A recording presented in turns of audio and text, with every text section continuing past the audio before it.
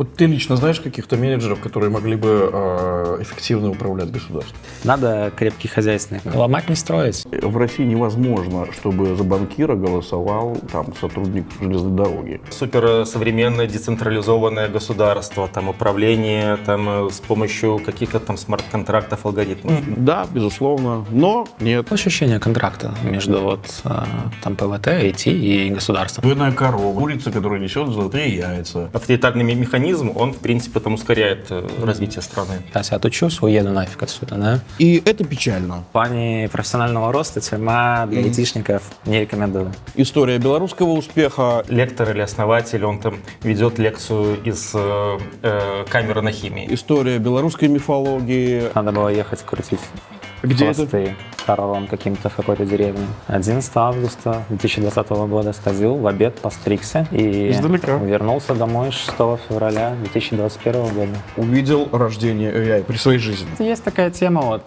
типа с Терминатором, там Skynet, да, но...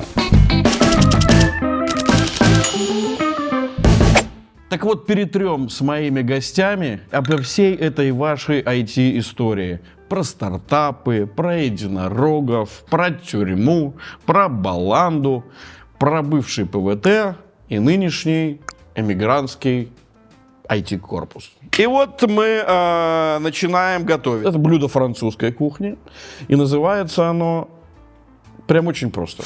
Курица с горчицей. То есть это не то, чтобы там взять, порезать курицу и намазать ее горчицей, но, в принципе, очень похоже. Берете кастрюлю с толстым дном, нагреваете ее, добавляете масло и укладываете туда куриные бедра. Это только бедра. Предварительно их чуть-чуть отварил. По сути, это бедра тройного приготовления. Мы их сначала чуть-чуть отвариваем, потом обжариваем и потом запекаем в духовке. И в итоге это получается нежная курица с горчичным, таким сливочным вкусом. Подается, например, с картофельным пюре. Очень вкусно. Очень просто, очень вкусно. Это даже человек без руки, без ноги, без совести, без ума, без чести, без ничего, он в состоянии это приготовить. Добавляем оливковое масло, можно растительное. Я предпочитаю оливковое, потому что оно меньше горит.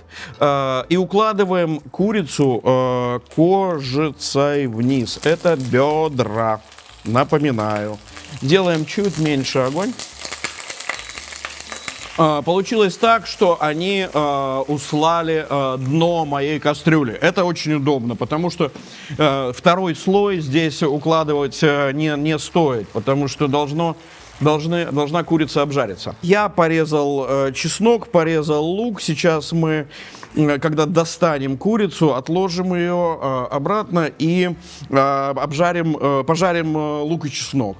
А потом вернем курицу туда, уже перевернув на другую сторону. Все просто, я же вам говорю. Ничего сложного в этом нет. Здесь у меня бульон, здесь у меня вино, чеснок я уже использовал.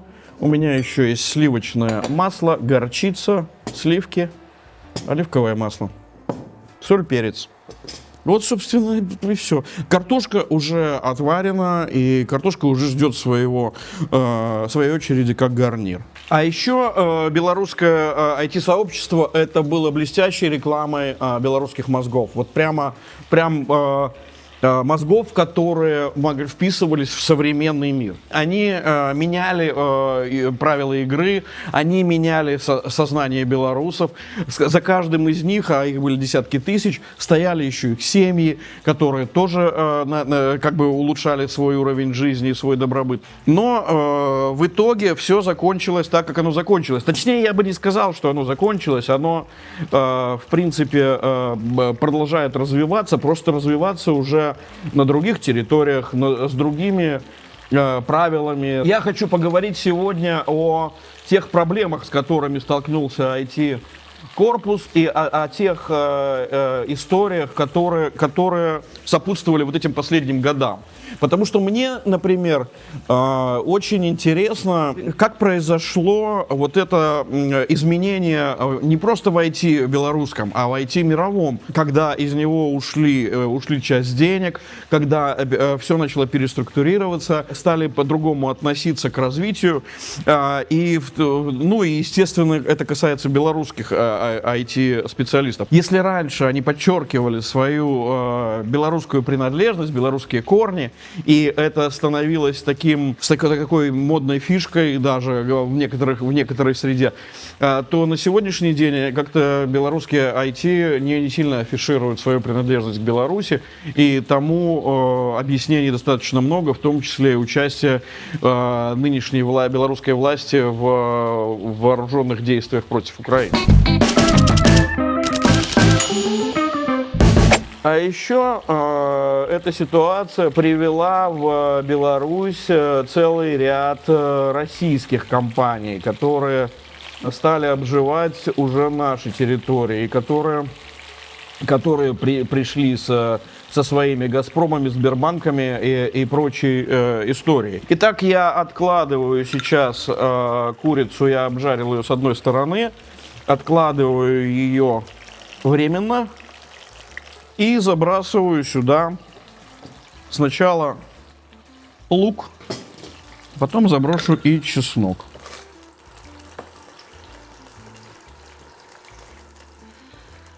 Лук — это несколько луковиц шалот. Я уже неоднократно говорил, что я люблю использовать шалот, потому что шалот не дает вот этого резкого вкуса. Он достаточно мягкий по своей тональности, и поэтому он активно не мешает самому вкусу, оригинальному вкусу блюда, главного продукта. Но на самом деле иногда, конечно, нужен и обычный лук, но вот шалот, мне кажется, что если брать последние тенденции, то шалот используется все больше и больше в кулинарии.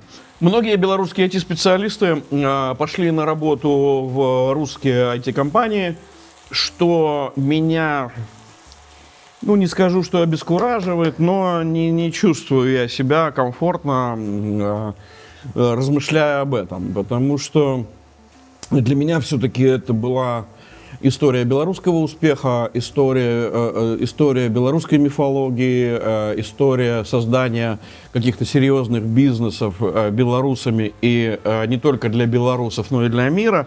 И мне не очень сейчас нравится то, что происходит в IT-индустрии, где наши белорусские светлые мозги работают на чужие успехи. Да, эти люди должны чем-то зарабатывать, должны как-то существовать, но я говорю только лишь о своих эмоциях, о том, что я при этом чувствую. Я добавляю чеснок. Нужно дождаться, пока лук уже так прихватится и немножко станет мягким. Тогда добавляем чеснок, он даст свой аромат. И после этого, когда еще несколько минут пожарится, тогда мы положим сюда курицу. Но курицу положим уже второй стороной, чтобы она прогрелась со второй стороны и чуть-чуть обжарилась. Сейчас в мире существует два единорога с белорусскими копытами. PandaDog и приложение Flop. Уже двух этих компаний в Беларуси нет. Естественно, нет от них налогов, естественно, нет их специалистов. И эти компании работают на себя, на свой добробыт. И это печально. Знаете, я помню, когда приезжаешь в Таллин, и ты видишь такой большой-большой офис, большое офисное здание прямо в центре Таллина, и ты понимаешь, что это оно. Это офис компании Skype, который живет в Эстонии и является одним из таких центров бизнеса в стране. Понятно, что маленькая крошечная страна, в которой живет людей меньше, чем в городе Минске, имеет вот эту глобальную компанию, которая известна во всем мире, и одного из единорогов. Могли ли быть Панда и Флоп выстроить свои офисы в центре Минска? Конечно, да. Да, безусловно, но нет. Но нет, потому что вмешивается какая-то сила, которая нелогична по своей сути, да? Потому что на самом деле белорусская власть — это сила, которая не имеет логики развития, точнее говоря, она имеет только одну логику — логику сохранения своей власти. Но невелика, конечно, идейка сохранять власть вандалов. Да? Но, тем не менее, так это работает, что ж поделаешь. Но при этом не умирать же бизнесу. И бизнес продолжает развиваться в других местах. Теперь я добавляю сюда курицу. Повторю, укладываю ее второй стороной, чтобы она прогрелась. Из-под нее убираю лук, чтобы он не пригорел. Я уложил курицу. Теперь заливаю сюда вино. Белое вино, всегда повторяю, что не понтуйтесь, не берите какое-то очень хорошее белое вино. Это просто белое сухое вино. Потому что тем более, что мы будем его выпаривать на 3/4 объема. То есть мы должен остаться вот этот очень тонкий аромат вина, а не его такой агрессивный атакующий вкус. Сейчас выпарится вино, мы добавим туда бульон, он тоже выпарится. Потом у нас будет фаза, когда мы добавим туда лавровый лист в бульон, сливки, горчицу. Собственно говоря, какое-то время она постоит в духовке. Так, я забрасываю лавровый лист. Теперь заливаю сюда бульон.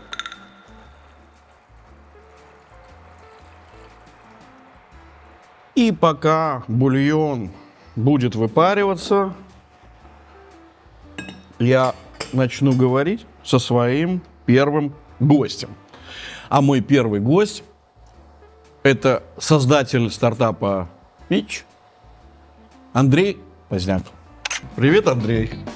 Рад видеть, рад познакомиться. Ты, как большинство приличных людей в Беларуси, уголовник. Да, с недавних пор это так. И расскажи, как это происходило и когда? 11 августа 2020 года сходил в обед, постригся. И издалека вернулся домой 6 февраля 2021 года. Вот, как бы приговорили к химии с направлением. То бишь надо было ехать крутить хвосты коровам каким-то в какой-то деревне. Вот. Ты сам придумал свой стартап?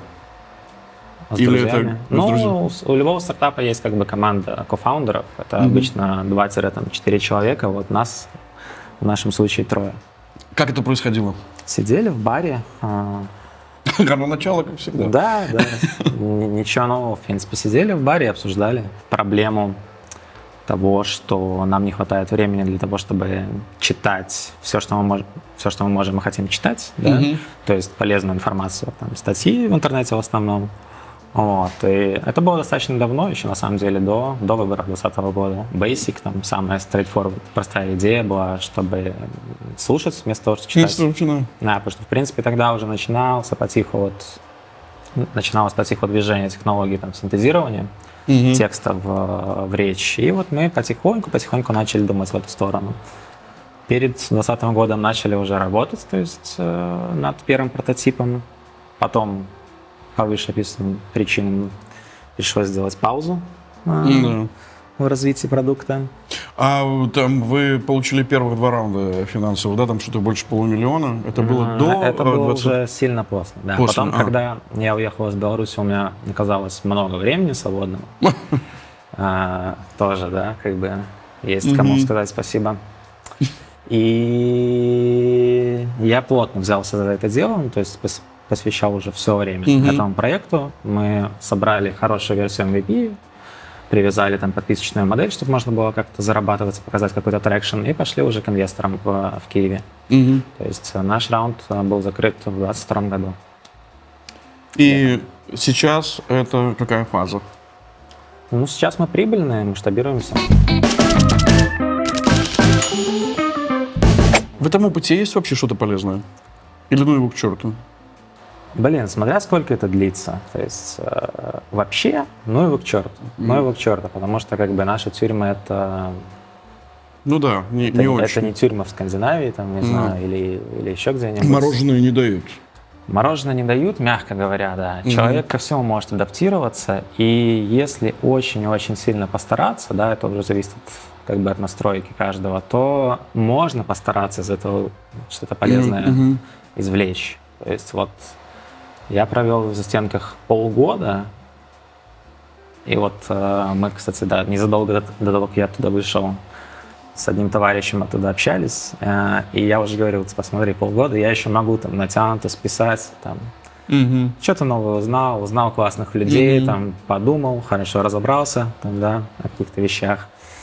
Но дальше уже тяжело, типа, будет списать, потому Да, что время идет. представить, время, если ты бы там какие-то годы, то это уже... Да, потому что конечно, время ресурс невосполнимый. Индустрия движется очень быстро, ну, то есть постоянно надо изучать надо из сторонних источников информации, да, то есть интернет нужен по-хорошему. Чтобы были идеи, нужен интернет, надо отслеживать все тренды. Да, конечно. То есть, поэтому нет, в плане профессионального роста тюрьма для айтишников не рекомендую.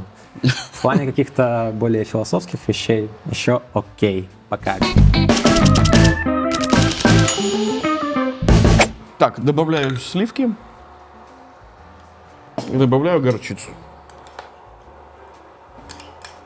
Прагматично ты, Андрей Поздняк, который увидел рождение AI при своей жизни, да, то есть как и я, да. И вдруг появилось нечто, что должно тоже много чего переформатировать, да. Ты конкретно на себе, что ты ощутил? Я не думаю, что в ближайшем обозримом будущем AI лишит там работы нас или вас. Он скорее лишит работы тех, кто не умеет им пользоваться. То есть это такой идеальный пока что компаньон. Далеко не такой умный, как многие думают, но вот это то, что надо брать на вооружение почти каждому специалисту, почти в любой отрасли. То есть программисты стали работать эффективнее, да? То есть, вот, И быстрее, нет? Эффективнее, но это отчасти быстрее, да. То, на что требовалось 3 программиста, сейчас хватает 2, да, потому что вместе с AI там какие-то базовые рутинные задачи очень-очень хорошо и быстро закрываются. И это, кстати, приведет, в принципе, к тому, что, скорее всего, в ближайшие годы будут появляться вот компании-единороги, про которые вы говорили, с очень маленьким количеством людей. Да. То есть вот сейчас, по сути, когда компания становится единорогом, ну это, это как минимум там, сотни человек. Да. А вот за счет AI, за счет того, что он сильно может помочь нам в маркетинге, в сейлс, может быть, и в 5, разработке. да, ну, 5 не 5, но... Ну, близко.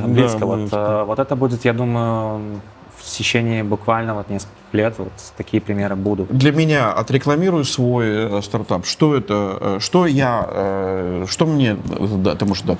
Если хотите слушать что-то во время пробежки или во время принятия душа, или там во время езды за рулем, да, то, что вы хотели прочитать, но не хватает времени, вот, вперед, слушайте, читайте. Это может быть книга, документ, все что угодно. Книга, языки. Почти все. Ну, то есть у нас там более базовые. 70 языков поддерживается. Перекладываем курицу сюда. Как ты думаешь, какого вот, если мы говорим про AI, да, который только появился и тут же просто прибил всех, какой следующий прорыв? В какой стороне будет он? Я думаю, что пока что AI. Я думаю, мы еще пока что далеки от... То есть это зачатки, да? Да, я думаю, что да. Пока еще даже непонятна как бы экономическая целесообразность за всем этим, потому что очень много денег требует он на развитие. Но я думаю, что еще очень-очень много. Слушай, сколько туда идет сейчас средств, то я понимаю, что туда идет просто прям львиная доля финансов. Так это просто бездонная штука, чтобы вот в гонке преуспеть, даже вот в Америке, как бы, number one там очевидно, тупо не хватает электричества. Ну, это просто как бы денег хватает, электричества не хватает, поэтому здесь проблемы чуть-чуть другого характера. Белорусская АЭС надо. Белорусская АЭС? Да, надо Белорусская АЭС. Надо крепкий хозяйственный. Да, конечно. Его там как раз не хватает. Курица стоит в духовке на 195 градусов на 10 минут под гриль, а мы садимся за стол и ждем нашего второго гостя.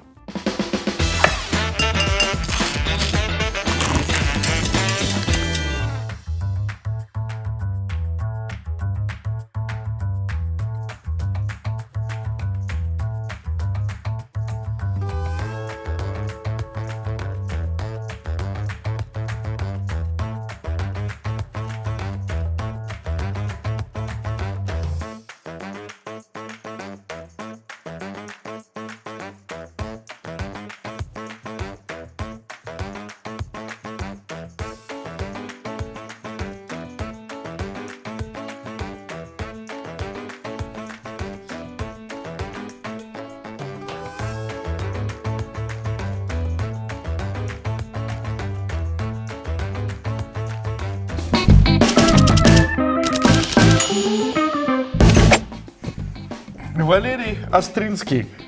Человек, ангел и инвестор стартапов. День добрый. У нас как раз не хватало третьего в компании. Вечер в хату. Ну, я Ну как раз что? хорошо успел, вы все Да, смачно есть. Это курица по-французски с горчицей, из пюре. Вот прям, знаете, такое... Ну, вам же, вы же знаете, как это... У вас же подавалось так? Нет? Баланда, да. Это, по-моему, идеальное блюдо по-домашнему. Выглядит аппетитно. Что такое сейчас белорусские IT? Что там вообще происходит? Прости, Как стартапы пока живут? так Что, далее. что это вообще сейчас за... вот, ПВТ остался существовать, да? Вроде даже растет. Думаешь, растет? Ну, за счет русских или за счет чего он растет? Ну, там по количеству компаний он растет, но просто требования к компаниям сильно опустили. Сейчас там как бы, наверное, хвост, рога и копыта, Ну, слушай, ну, скорее всего. IT-отрасль, она будет в любом случае, даже если там какой-то там самый негативный сценарий, это будет там северокорейский вариант. Просто вопрос в динамике. Там на сегодняшний день выручка, если по выручке мерить, там выручка ПВТ упала на миллиард. Если там на пике в 2020 году. То есть было- ПВТ стал было единорогом, 2,8. да? Антиединорогом. У него упало на миллиард. Ну, как бы, да, это мы как бы здесь такие белорусоцентричны, но на самом деле там Беларусь это никакая там не силиконовая долина. Если в Израиле выручка IT-сектора составляет там 20% ВВП, ну. да, ну, Беларусь это всегда было там пару процентов. Конечно, был рост. Раньше там был рост на 30%. Это как бы там приятно было к своей низкой базе наблюдать. Сейчас пошел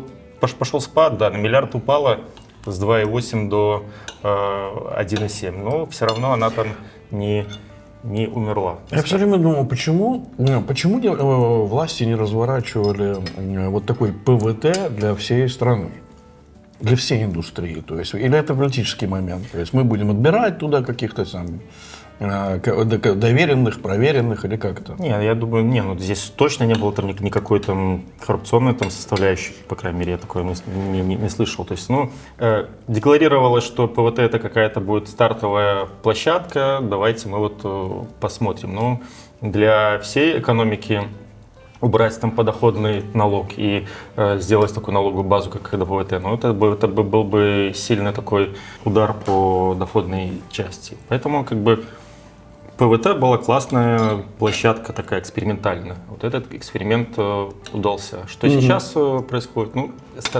стартапы все равно какие-то зарождаются. Просто сейчас как бы там не может быть в Беларуси единорогов. Мне уже нечем инвестировать, я, говорится, уже проинвестировал свою свободу вот, и нахожусь уже в этой стране. Стартапы все равно появляются, но это очень такие ранние стадии, которые там фактически в рамках Беларуси можно тренироваться. Это как такая последипломная практика. Ты там поучился в универе, тебе надо какая-то там лаборатория, где ты можешь что-то там поделать. Вот. Вместе с тем даже сейчас есть там какие-то мероприятия. Само там ПВТ проводит какие-то там семинары, что-то там рассказывается. Там какие-то есть несколько там акселераторов. Ну, правда, конечно, мы там уже там сталкиваемся с такой странной ситуацией, когда... Сложно представить, что там акселераторы сейчас. Когда там в одном из акселераторов там лектор или основатель, он там ведет лекцию из камеры на химии. То есть, ну, как бы человек трудоустроен, работает ментором, вот, ну, рассказывает стартапам, как надо правильно пищить, там, презентовать себя там иностранному инвестору. Вот. Это, конечно, да, там, на отдалении выглядит очень странно, но внутри вот такие вот условия. Ну, тогда ты еще инвестировал. Тогда были инвесторы, которые понимали, что это трезвая история, то есть там можно все-таки как-то работать. Сейчас эти инвесторы там есть или нет?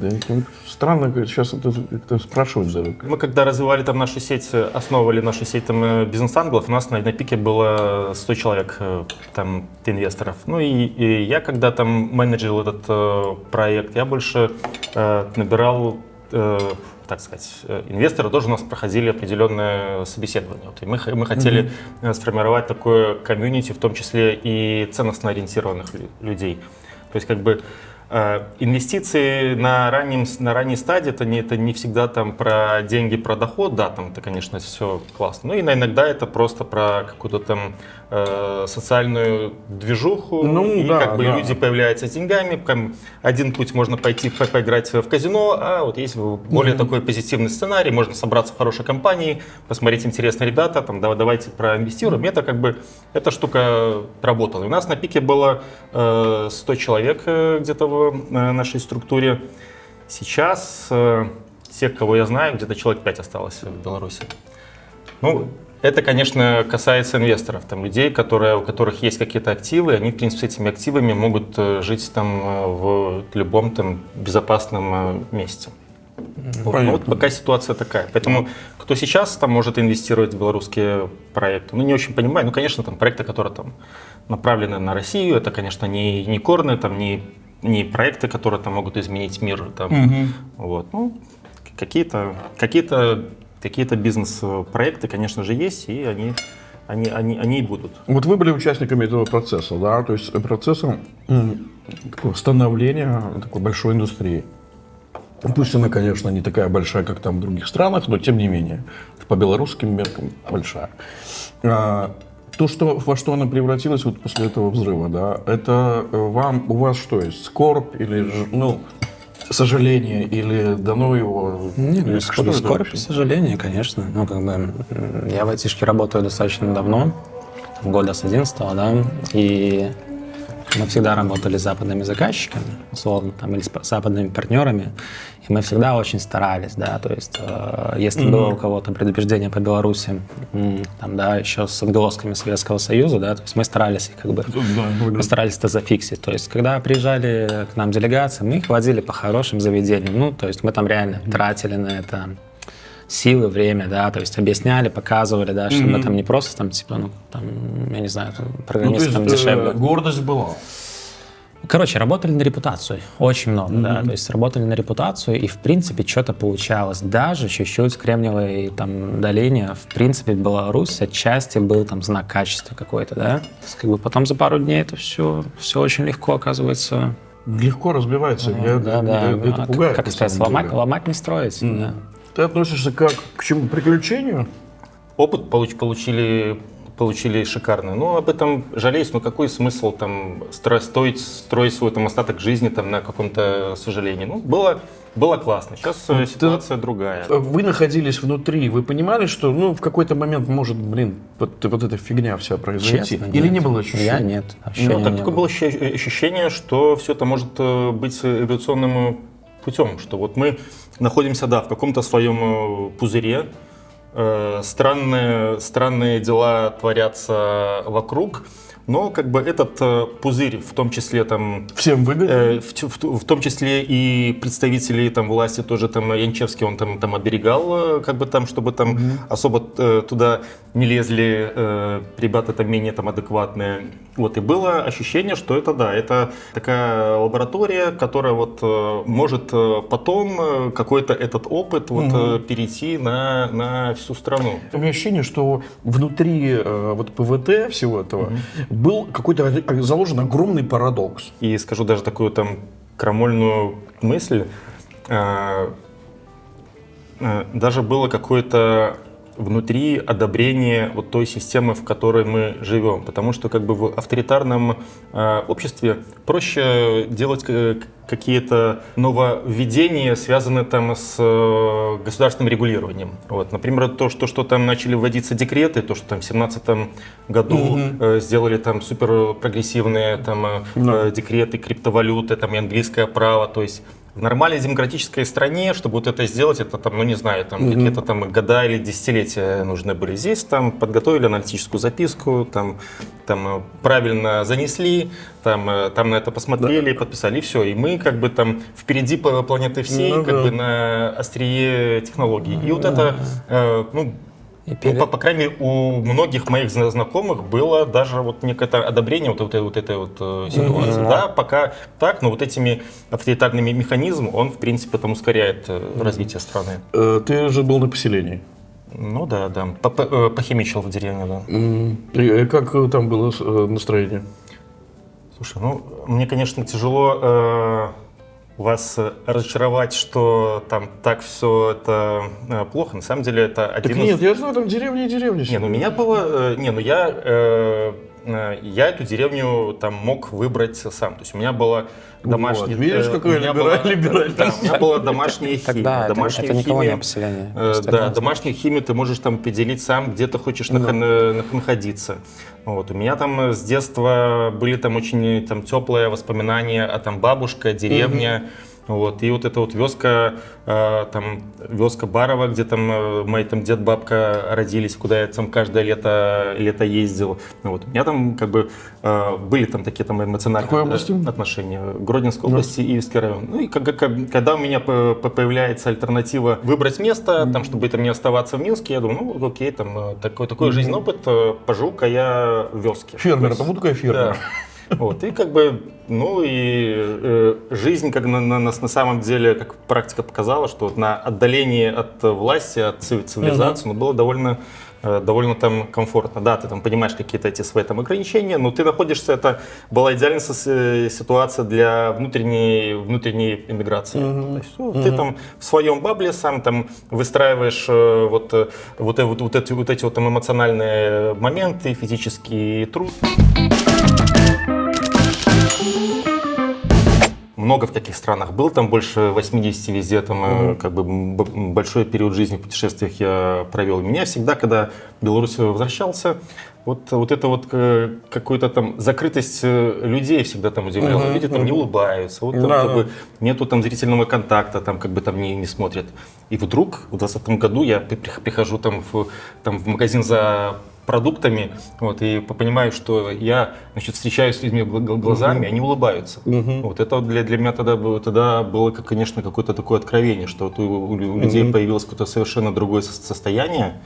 Вот, и я так увидел, что вот, ну, я то есть тогда такую эйфорию словил. Вот еще любопытный для меня вопрос. Методика управления стартапом. Можно ли ее переложить на методику управления страной? 100% управление страной. Ну, смотрите, как бы стартап это... Как бы есть стартап, есть бизнес. Стартапами называют то, что очень быстро растет. Да, то есть вот так растет прям там и вирально, и там по всем показателям ключевым. То есть в разы, и на очень долгом промежутке времени. Как бы в Беларуси это единственный шанс, в принципе, потому что мы сейчас находимся на таком дне, да, даже по сравнению со многими соседями, что расти надо быстро, к сожалению, да.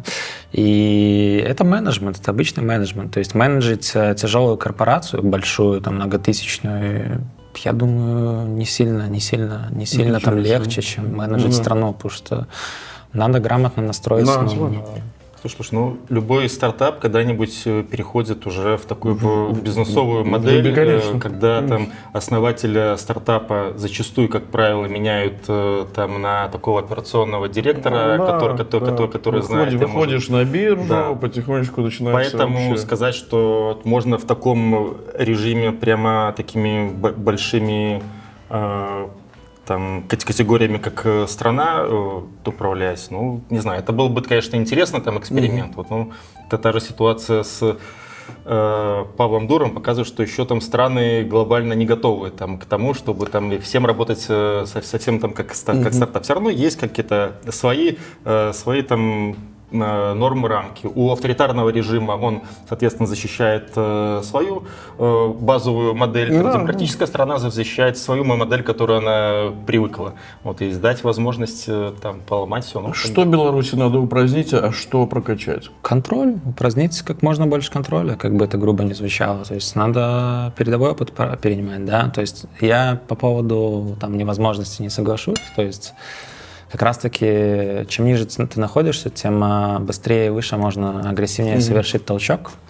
Да, то есть есть примеры, пускай там по конъюнктуре сильно отличные. Но есть пример там Сингапура, например, да. То есть это супер-супер быстрый скачок, агрессивный.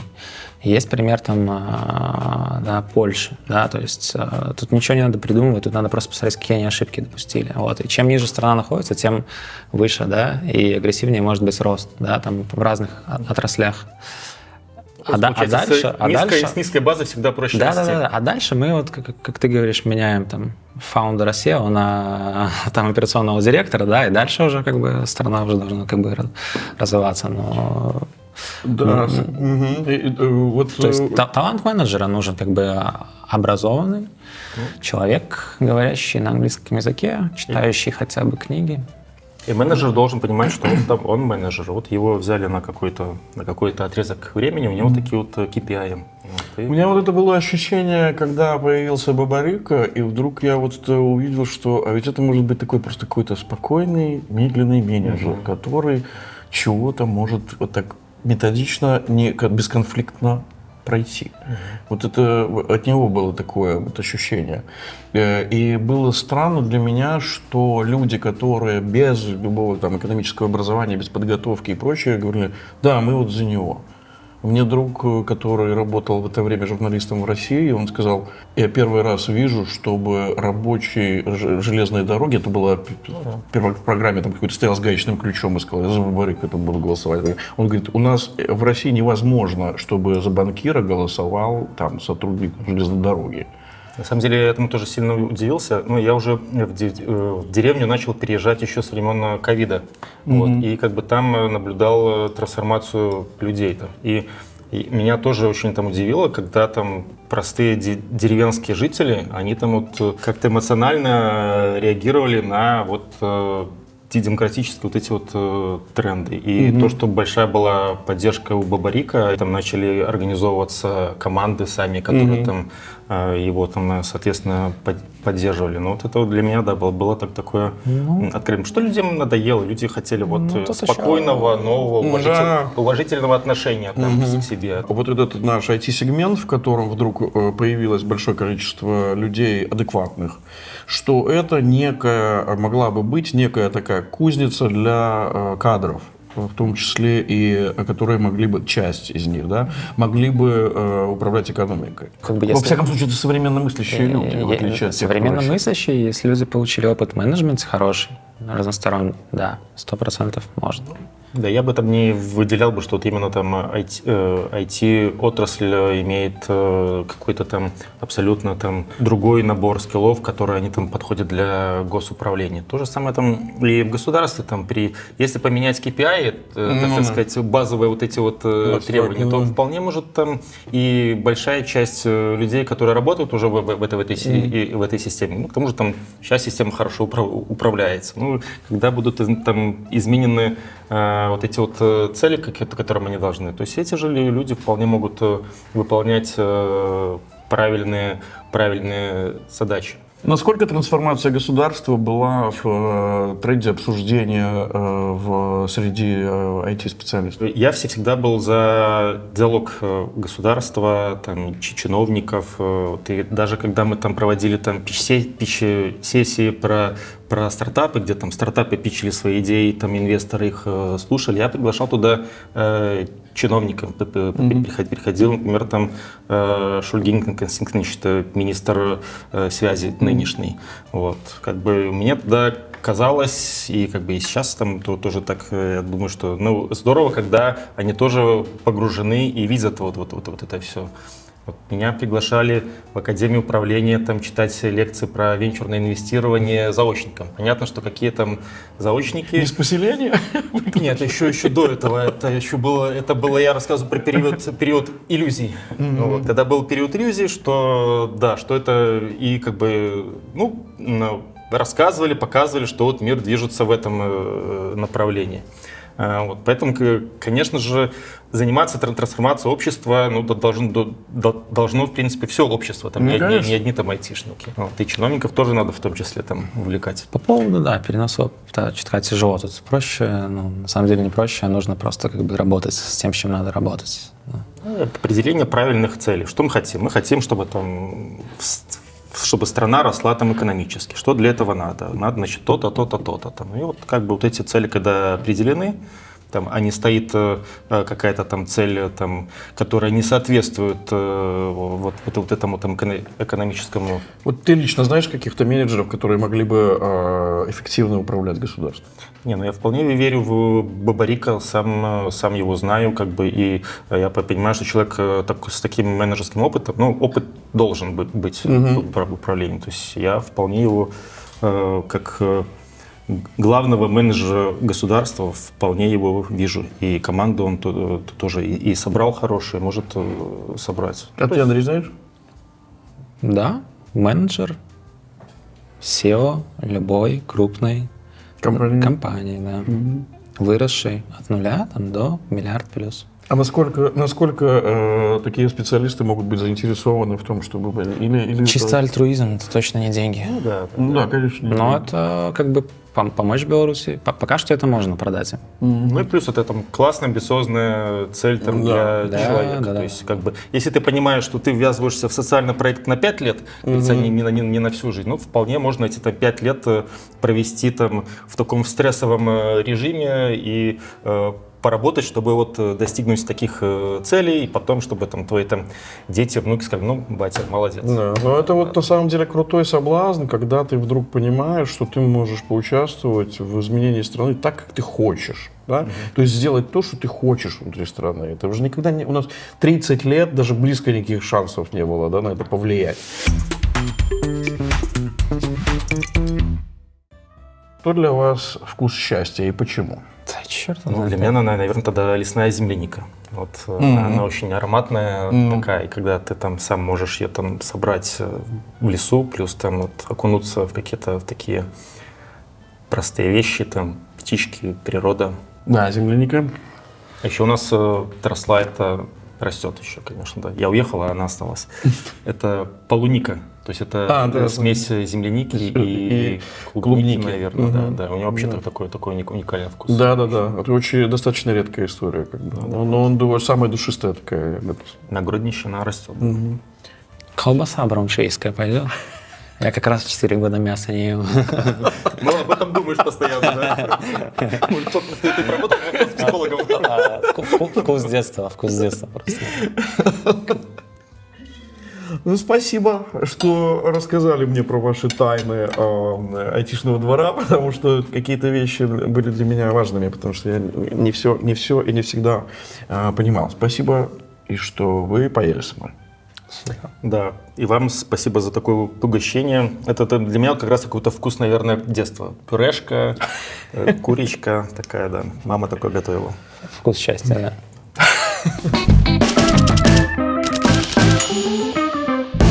Стартап, не стартап, а повторять я не устану, что если мы говорим о Беларуси, то это разговор о людях. Все остальное сделают они стартапы, сделают они компании, сделают они красивую индустрию. Не мешайте, отвалите от них, дайте им спокойно жить, спокойно дышать, спокойно работать. Они сделают все, что угодно. У них светлые головы. Каждый гость слиток золота, который у меня приходит, и каждый из них чего-то сделал в жизни, и каждый из них еще что-то сделает в жизни. Как только перестанешь их сажать в тюрьму, бить палками и просто не будешь им мешать, сразу все получится. Сразу мы поймем, что такое добробыт, и что такое рост, и что такое качество жизни.